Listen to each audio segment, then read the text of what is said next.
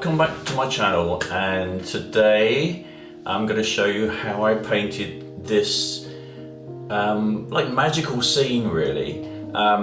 It's just a lovely blend of blues and greens, and when I started out thinking how I was going to compose this, I was actually looking to do a scene with the light coming through the ocean, which is actually what I've done on the next video, which you will see.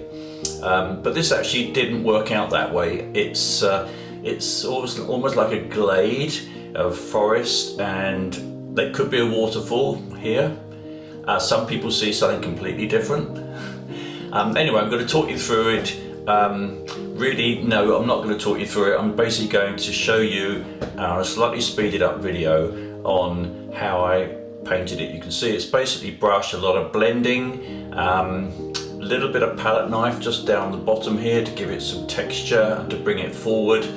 And the other thing is that when you're painting, try different things. You can try bubble wrap for textures and different effects, and one of the things I've found really useful is just kitchen paper towel. Just scrunch it up, dip it into the paint, and you can just dab it on, and that's exactly what I've done here. And also in the ocean painting that I filmed, I didn't film actually everything, but I did use the same technique to create some nice effects. So try different things, just experiment basically on whatever. And with oils, if it doesn't work, you can quite easily go over it or you can remove it.